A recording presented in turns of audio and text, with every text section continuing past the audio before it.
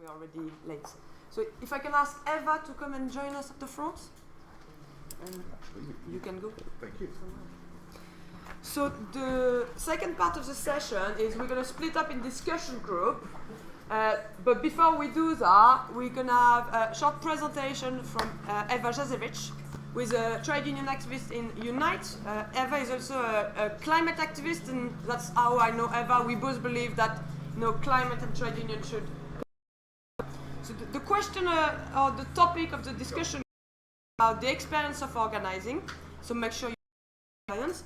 How are we using education and in rebuilding unions from below? And Eva's going to talk about some of her own experience, start to give us some concrete examples, and she will explain how she works with Iraqi oil workers, paramedics in Gaza, but more recently with hotel workers in London. Where do you want to start? Where you are. So please give a good welcome to Eva. I want this one to use at the very top. Okay. Do I get to use one of these things? Ooh. How do I use it? No, I don't. Do I press the... Go backwards and forwards. Yeah. Okay. So it's the one to use. Okay. Okay. Sorry for the really unimaginative title for this. This is just going to be like 10 to 15 minutes. I was asked to talk about my experiences, and I mean, I've been union organising on and off, I'll speak slowly, on and off for 10 years. Officially with Unite the Union in 2005 at the beginning of the union's organising unit, which later became the Organising and Leverage unit.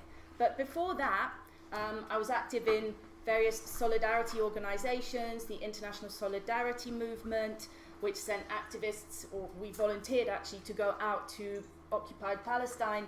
And I also went out to Iraq in 2003 at the beginning of the international occupation. I'm Polish. Poland was the third biggest occupying power in Iraq, responsible for 22 multinational divisional forces. Above Poland was the UK, and of course the major one was the US. So obviously I wanted to resist the occupation of Iraq in whichever way I could, but I wasn't going to do it through armed struggle, obviously. So because I believe in unions, I got to work, I got in touch with a new union, the Southern Oil Company Union as it was then, which later grew into the Iraqi Federation of Oil Unions.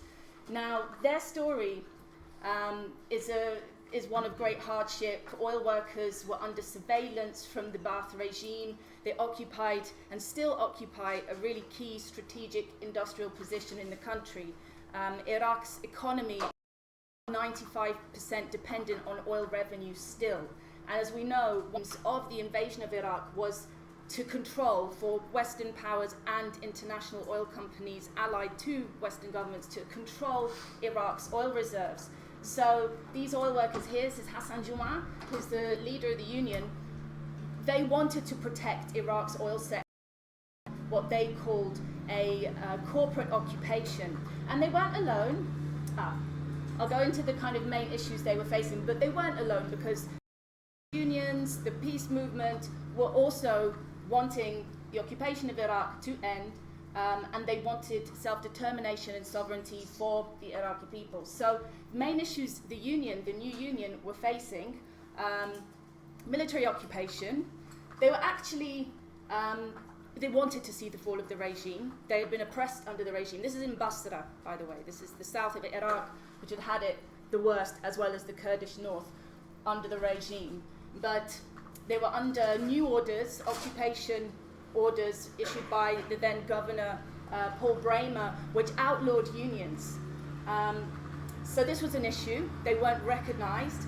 And actually, successive Iraqi governments still refused to recognize unions in the Iraqi public sector. So the Iraqi Federation of Oil Unions is still unrecognized. 15, how many years on? 13 years on. So in Iraq at this time, anyone could have a militia, a political party, or an NGO. But unions were also growing, but there were lots of competing forces for power at many different levels. Regime beneficiaries were still in place, so some of the people that were oppressing oil workers at a managerial and security level were still in power. They had been keeping the oil sector going under the sanctions regime, using their ingenuity, but they did need new reconstruction materials. Privatization, they did not know really what this meant, having worked in a public sector for decades. They wanted to know what was coming. Foreign oil companies, who are they? What are their intentions? How do you organize unions? Because unions were forbidden under the regime, or there were kind of Ba'athist yellow fake unions. And how to get international exposure and for the unions. So a group called US Labour Against War, which was made up of US trade unionists, traveled out to Iraq, and I did a delegation for them, and they had an extremely useful tool, a useful educational tool for unions, primarily in the infrastructure and oil sector, which was called the Corporate Invasion of Iraq, and it detailed which US companies and their connections to the Bush administration were coming over and what their plans were. Likewise, an organization I later worked for, Platform, did a report all about the contractual mechanisms which the oil companies were going to impose on Iraq through the oil law. The oil law, thanks to the union, thanks to also international solidarity, and in part the kind of parliamentary process which was in Iraq by the occupation, which meant that the oil law did not pass. In some ways, maybe the occupying powers would have achieved their aims if they had gone for another dictatorship, but kind of liberal interventionist political philosophy had a role in creating the failed kind of new state of Iraq. But the oil law did not pass, and it was the work of researchers and NGOs actually in translating what these contracts would mean. Production sharing agreements, they're called. I won't go into it, but you would have protests saying no PSA. And because an important industrial force was able to understand what was coming to them through the help of research, a key aim of oil workers was realized, which was to keep oil in the public sector as far as possible. So the story to share there is that there was a very strong political, cultural goal of that trade union, which was anti-occupation, anti-dictatorship, and looking to secure Iraqi oil as a national asset. So they saw themselves as much more than a union, but a kind of national defense force in a way. So, second example of some volunteer work I did, in which I tried to support or facilitate the formation of a union of medical workers in Gaza. It didn't work out very well, but we did try. So I went out with the Free Gaza movement by boat, because I'm banned, so the only way I could get in is by boat. And the Operation Cast Lead in 2008 happened, in which 16 medical rescuers were killed in 22 days of bombardment. This is actually an image from the latest massacre of last year, which was even more intense, 51 days, 8 times the ballast that was dropped during Cast Lead was dropped on Gaza. Less medical rescuers were killed, but still targeting of facilities. So what were the issues for those workers?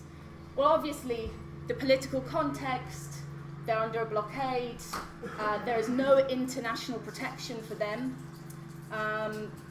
International law is not applicable to them because no international actor will enforce it. No one has been held to account from the Israeli government for committing war crimes in Gaza. There is internal factional destabilization, and oh dear, this is the wrong slide presentation, but it's okay. Factional issues and destabilization. Lack of infrastructure, it keeps getting bombed.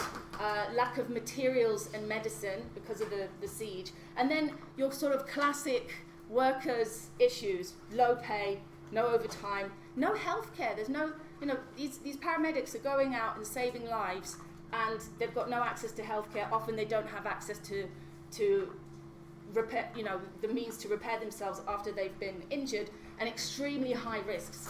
So we did get everyone together. There are different 5 minutes. Okay. Just no. Can you stop on this and go on to your organising experience in the hotels, Eva? Because it's about organising. We can talk about this at another point of the of the session. Okay. So I'll speed on. The main issue, the main issue for those medical workers was stop what's happening to us, because we were going to try and get them better materials, torches, etc., sort of physical materials, but if you can't stop people being physically attacked, then there isn't that much that you can do. So, Unite the Union, that's where I went next. So, the Organising and Leverage Unit, as it later became, started to take on more and more political campaigns. So, this was one campaign to try and reinstate Frank Morris, a sacked electrician on Crossrail. So, instead of my job being workplace organising, we were all going on protests, leverage protests against every single company or investor or boss associated with the Crossrail project, which Frank was sacked from, which is the biggest public infrastructure project in Europe.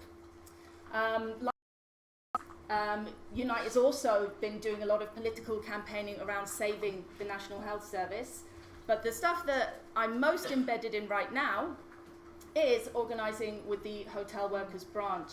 This is an image by John Sack. It's to try and give a kind of personality to the branch. You've got a receptionist, food and beverage waiter, you've got housekeeping department at the forefront because they're the most invisible and they're the biggest department of any hotel, kitchen and maintenance. So the issues in this sector, don't forget, London is the tourism capital of the world. Millions of tourists come. We have a huge luxury hotel sector. The hotel rooms are the most expensive in Europe, and the workers are still on minimum wage, on 0 hours contracts. There's a big issue of exploitation, so being forced to clean more rooms than your allocation. You're given 16 rooms a day, but you won't go home until you've done 18 rooms. You often don't take your break in full. You take 20 minutes instead of half an hour, so there's big exhaustion.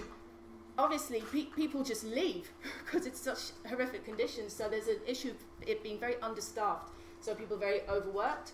Language barriers. This is a big struggle for us. I speak Polish and Arabic, but really, if we're to take on this sector, we need more organisers who can speak the languages. But we're doing that by building up activists. Hostile employers. But we have really inspiring examples of New York City, where the union Unite here has managed to win the best collective agreement for hotel workers anywhere in the world.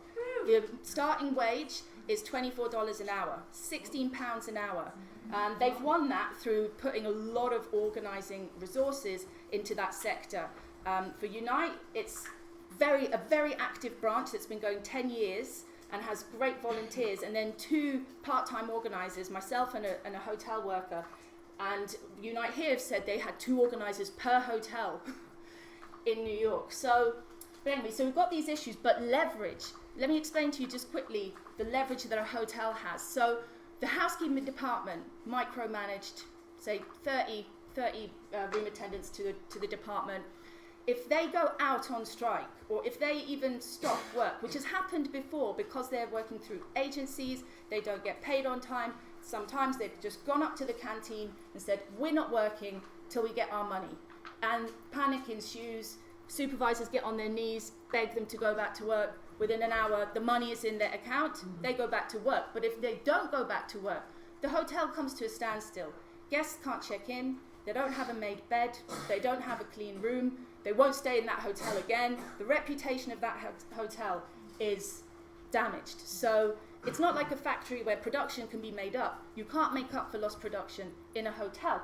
So what we've been doing is we have a Facebook and a Twitter. Okay, Twitter, you cannot organize anything through Twitter, but you can amplify what you have organized and what you intend to organize through Twitter. This is important. We do need to use social media. This is a graphic novel that an ex-room attendant, Barbara Popryszka, has made that we will use as an educational and organizing tool in Polish and English. It's called A Tale of Two Cities, and it shows the experience of hotel workers. And we want hotel workers to read it and to identify their experience in it and discuss it. We've been using the media as well. Now, it's a very old story that hotel workers are exploited. It is a new story that hotel workers are fighting back and ready to strike. So when this group of Polish room attendants in a luxury hotel opposite the Houses of Parliament in London threatened to go on strike over being forced to do too many rooms, having new contractual conditions imposed by the agency that took over the contract, they got together and threatened to strike. Initially, through the grievance, the agency ignored us. When this came out, they couldn't ignore us. So this got us back to the negotiating table. Oh, I'll go back. So the story here is we were lucky that we had one group of 14 workers in a housekeeping department that all spoke the same language. That's actually very rare now, and hotels deliberately choose workers from different backgrounds so that they can't communicate and organize together. We're also, as a branch, doing a campaign around tips. Unite the Union won a change in the law, and this began with 4 waiters in a room being told, great, we'll campaign with you, but you know the law says that an employer can top up the minimum wage with tips. And now that's illegal. And now there's another aspect to UK law, which is the employer can take your tips as a waiter. They can actually do that. So we're going to change that law. And what we're doing is, we're targeting Pizza Express. It's their 50th anniversary, and they charge 8% on all credit card tips. So we're going to be sending these, like menus, to activists around the country, which shows you how to have a picket outside, how to go inside the restaurant and distribute materials, give a speech, get a round of applause for the waiting staff, highlight this 8% tip tax. So we're very much using leverage in this case, because the waiting staff are unlikely to be able to do very much, but this is a public restaurant susceptible to public opinion. Another aspect of our organising has been to support this anonymous hotel worker called Made in London, who has been writing about her experiences. What's the point of this? It's to make visible the invisible work of housekeeping. This person writes really good English. You don't have people in housekeeping departments who speak or write very good English, so it's very hard to communicate the experience. But this is more targeted at the people who stay in hotels and that audience. Lots of HR people are following this person. Loads of hotel managers are following this person. My final slide, you'll be happy to know. So the tips. It is really important to use research, as has already been mentioned. So there are NGOs and academics that have been doing research and work around issues as diverse as oil privatization in Iraq or the hotel sector in London, and the activities of companies that steal tips, make millions off waiting staff's hard work. Knowing the dynamics behind laws and contracts, we can change the law. We know we can do that as trade unionists. Animate the invisible. Social media is really good at doing this. We don't have to rely on big journalists and newspapers, even though that is what they take notice of, but we can use our own media. We have been teaming up with other trade unions, the Fast Food Rights Campaign of the Bakers Union and United Voices of the World, who are organising cleaners. We have an unsectarian approach. We're working, we're supporting IWW. They've come to our protests. We'll go to their protests. We want to work in coalition. There's enough that needs to be done.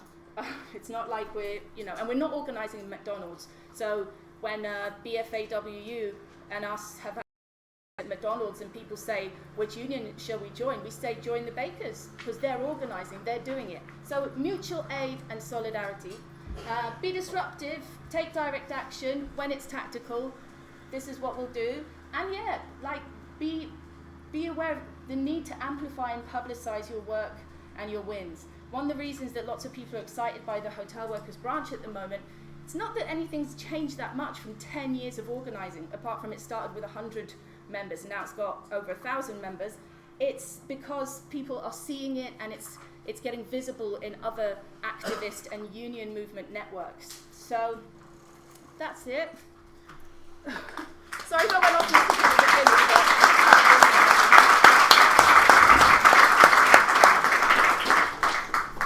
Well, thank you very much, Eva, for this interesting presentation. I think it's giving us lots of food for thoughts.